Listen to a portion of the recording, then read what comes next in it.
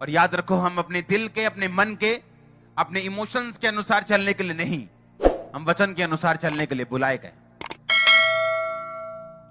वचन के अनुसार चलेंगे तो सारे जो जो लोगों की लाइफ के ड्रामास हैं वो हमारी लाइफ में नहीं होंगे। पता है ना ड्रामा? मैं वीरवार वाली चर को पता है ड्रामा, फैमिली ड्रामा। हाँ, बच्चे हुए, बच्चे बड़े हुए, फिर बच्चे अपनी अपनी राहें चल पड़े। कोई नशा करने लगा, कोई काम करके बाहर चला गया, मम्मी डैडी घर पे रो रहे हैं, बच्चे बाहर रो रहे हैं, एंजॉय कर रहे हैं मम्मी डैडी। फिर कोई घटना होती है, फिर बच्चे आते हैं, फिर पूरा ड्रामा होता है, फिर लिपटा लिपटी होती है, आ मेरा पोता, आ मेरी माँ।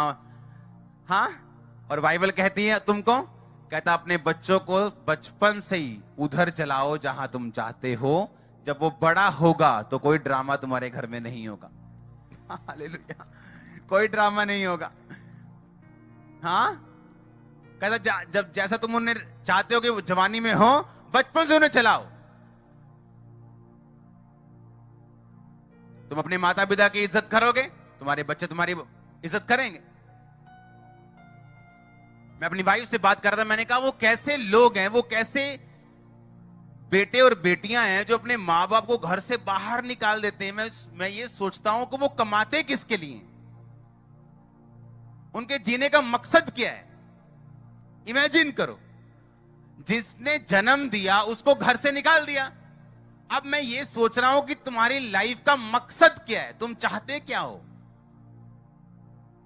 और इसीलिए वो कर्ज उनकी लाइफ पे रहता है तब तक जब तक वो धरती छोड़ के जाते नहीं, तब तक कर्ज रहता है, श्राप रहता है। दुनिया के लाख अच्छे काम कर लो, वो श्राप जाता नहीं, क्योंकि बाइबल कहती है ये कर्ज है। अपने माता और पिता की बेइज्जती करना एक श्राप है। और मैं ये सोचता हूं कि वो लोग जो माता पिता को निकाल देते हैं, वो करते क्या हैं लाइफ में, पैसा कमा किसके लिए रहे हैं, वो क्या क्या करना चाहते हैं वो।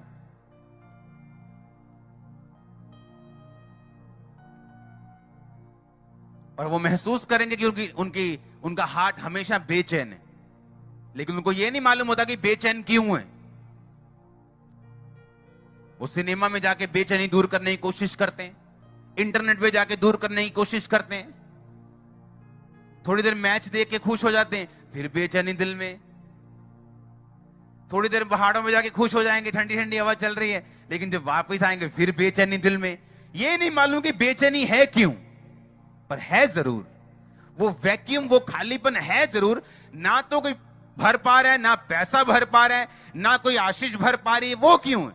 क्योंकि जैसे ही आप वचन को तोड़ देंगे, वचन निकाल देंगे, वो वैक्यूम, वो खालीपन जो वचन के कारण है, वो कोई नहीं भर सकता। हालेलुया। अगर आप अपने मां बाप को खुश ना रख पाए तो किसको खुश रख पाओगे लाइफ में?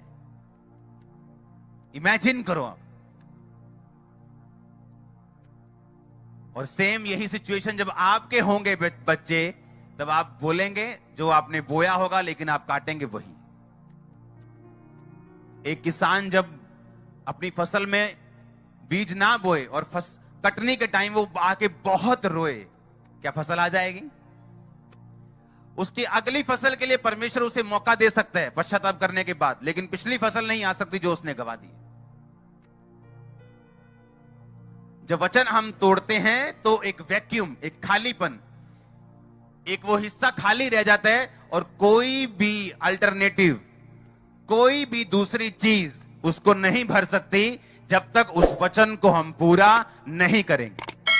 परमेश्वर ने नहीं कहा मूसा बहुत अच्छा है, कोई बात नहीं, अगर इसके अंदर एक कमी है तो, अगर इसने अपने बेटे का वचन नहीं माना, खतना नहीं किया, कोई बात नहीं, मैं बाद में इसे समझा लूंगा। परमेश्वर ने नहीं किया। वो आधे अधूरों को पसंद नहीं करता। इस्तेमाल होने के लिए वो आपकी पूरी कमिटमेंट मांगता है, आपकी लाइफ में काम करने के लिए वो आपका पूरा समर्पण मांगता है, आधा नहीं, 90% नहीं। हालेलुया। आप जितना बलिदान दोगे आग उतनी होगी, जितनी लकड़ी डालोगे आग उतनी होगी। हाँ या ना? प्रार्थना आधे घंटे की लंगड़े चलाने की इच्छा मत करो। प्रार्थना आधे घंटे की कैंसर को भगाने की इच्छा मत रखो। आपका बलिदान जितना होगा प्रार्थना जितनी होगी फायर उतनी होगी। रिसीव करो फायर, रिसीव करो फायर, रिसीव करो फायर। मैंने कहा रिसीव करो फायर, रिसीव करो, रिसीव करो, रिसीव करो, रिसीव करो in the name of Jesus Christ. आमीन। ऊंचाई आशीष आपकी चर्च। हालेलुया। जोर से बोलो हालेलुया, जोर से। आमीन। आप मेरी बात समझ रहे कि नहीं? आपका फादर अविश्वासी भी क्यों ना हो, तब भी बाइबल आपको अधीन रहने को बोलती। सिर्फ उन वचनों पे चलने को नहीं बोलती जो बाइबल के खिलाफ हों। कि आपका बाप बोले यीशु मसीह को छोड़ दे, तो बाइबल कहती तू परमेश्वर को पहला प्यार करेगा। बाकी किसी बात में आप उनकी आज्ञाओं को तोड़ नहीं सकते। और उसी तरह से माता पिता को बोलती है कि अपने बच्चों से कोमलता रखना, उनको फालतू में तंग मत करना। हालेलुया। इमेजिन करो अगर मूसा परमेश्वर के वचन पे नहीं चला और जहां तोड़ा उसने हार को देखना शुरू कर दिया। इमेजिन करो जो परमेश्वर को सामने आमने देख कर आया, जो मिरेकल साइंस एंड वंडर्स को लेके आया प्रभु से, वो दिक्कतों का सामना कर रहा है, तो आज का विश्वासी क्या?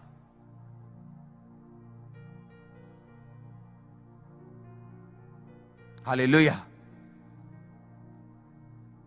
एक अजीब सी पावर, एक अजीब सा कॉन्फिडेंस, एक ताकत आपके अंदर रहती जब आप प्रार्थना में रहते हैं। आप परमेश्वर के वचन को पूरा करते हैं, उसको खोजते हैं। बाइबल पढ़ने का एक समय, उसको पूरा करने का एक समय। अपने हाथों को उठाओ, ग्रेस को रिसीव करो। बोलो मैं रिसीव करता हूं। उठाओ उठाओ अपने हाथों को। मैं देख रहा हूं आपके हाथों के ऊपर बरकत को आते हुए। उठाओ उठाओ उठाओ। आमीन मत बोलो, अभी सिर्फ अपने हाथों को उठा के रखना। तो रिसीव करो अपने मन में, अपने हार्ट।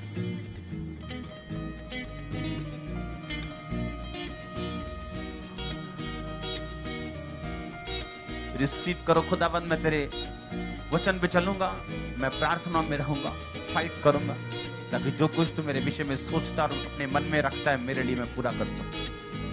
ऊंची आवाज में थैंक यू जीसस। ग्रेस को रिसीव करो। अपने हाथों के ऊपर मैं ग्रेस को देख रहा हूं। आते हैं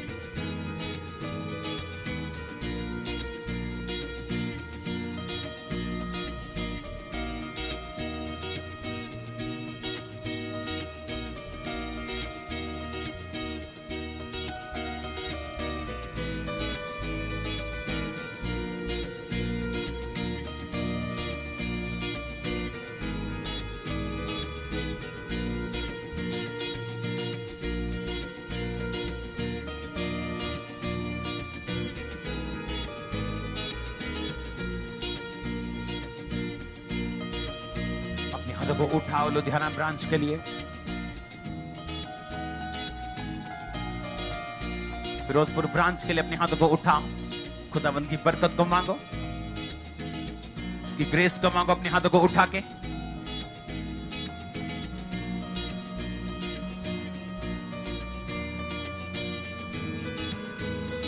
दिल्ली ब्रांच के लिए, पटियाला ब्रांच के लिए, चारों ब्रांचेस के लिए अपने हाथों को उठाओ। खुदावंद की ग्रेस को, उसकी पावर को, उसके अनुग्रह को मांगो। बड़े काम को मांगो। सुसमाचार की नदियां बहें मांगो। बहुत सी रूहें बचाई जाए मांगो। गुरदासपुर चर्च भी मांगे, जो इस चर्च का पहलोठा ब्रांच है। तो गुरदासपुर चर्च मांगो अपने हाथों को उठा के। खुदावंद बड़े काम करने जा रहे हैं हमारे बीच में, बड़े काम करने जा रहे हैं। मैंने कहा वो हमारे बीच में। उठाओ हाथों को उठाओ, थैंक यू जीसस बोलते हुए।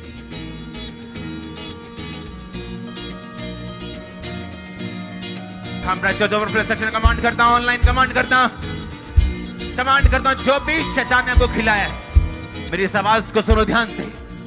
जो भी शैतान ने आपको खिलाया है, वो जैसे भी खिलाया, वो सपने में या ओरिजिनली, मैं कमांड करता हूं होली गोस्ट फायर को, होली गोस्ट फायर को, होली गोस्ट फायर को, होली गोस्ट फायर को। Come out out.